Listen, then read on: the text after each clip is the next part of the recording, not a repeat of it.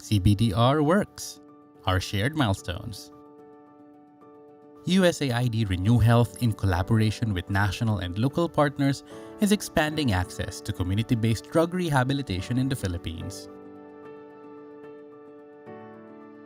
The USAID RenewHealth project follows the client cascade of reaching more clients and stakeholders to increase help-seeking behavior and support for CBDR. It focuses on helping local government units or LGUs reach, screen, and treat more clients using appropriate tools and interventions. It assists partner LGUs in providing support for programs to sustain recovery. It also seeks to help institutionalize CBDR by providing health system support to its partners both at the national and local levels. RenewHealth partner sites are in 9 regions all over the country. 20 RenewHealth project sites signified strong commitment to local CBDR implementation through signed MOUs with local government units. About 89,000 persons who use drugs or PWODs from these LGUs have been reached through face-to-face activities, social media, print materials, and capacity-building activities using social behavior change communication tools and interventions. In partnership with the Department of Health, the project created Lusog Isip, the first mobile application for mental health and self-care for Filipinos. Launched in October 2021, it has been used by over 7,000 Filipinos. A study has documented significant improvements in their well-being and coping behaviors. The project assisted DOH in translating the screening tools into Tagalog and Visayan, and developed the Screening, Brief Intervention and Referral to Treatment or SBIRT toolkit.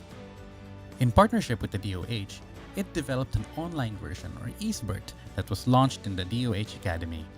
As of June 2022, it has trained 627 providers on SBIRT and around 68,000 PWODs have been screened in partner sites. To ensure sustainability, 326 trainers on SBIRT and CBDR treatment from partner LGUs and BGMP were trained. More than 1,700 community facilitators and health personnel from partner LGUs have been capacitated on CBDR treatment competencies. This enabled a total of around 41,000 clients who have been enrolled on appropriate CBDR treatment interventions and more than 19,000 PWODs who completed their treatment. With the CBDR portal that houses a learning management system and CBDR resources for service providers, a combination of online and face-to-face approaches helped train CBDR service providers. To ensure evidence-informed and appropriate treatments, the project assisted the DOH in developing the General Intervention on Health and Well-being Awareness for Low-Risk Users. It partnered with the Psychological Association of the Philippines in developing the Katatagan, Kalusugan at Damayan ng Komunidad or KKDK for moderate-risk users and for persons deprived of liberty called the KKDK PDL. KKDK was recognized by the Dangerous Drugs Board as a model treatment for CBDR through its Board Resolution No. 6 Series of 2021. The BJMP has adopted KKDK PDL as a pre-release program through its Memorandum Circular No. 119 Series of 2021.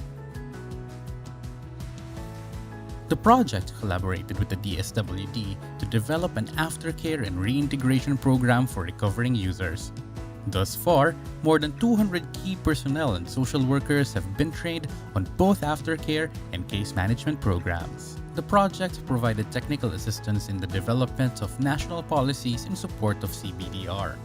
Foremost is the DDB Board Regulation No. 7 Series of 2019, providing for the new client flow for drug treatment.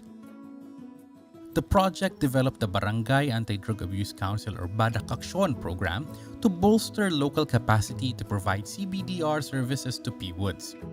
A total of more than 1,400 BADAC representatives have been trained.